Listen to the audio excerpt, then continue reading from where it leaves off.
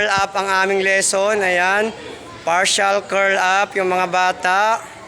Nagsisiangatan para masukat yung kanilang lakas ng kanilang kalamnan sa sikmura. Ayan. Okay, pag hindi na kaya, wag nang pilitin. Sasakit yung inyong sikmura dyan o yung tiyan. Isulat nyo kung ilan na yung nakuha nyo.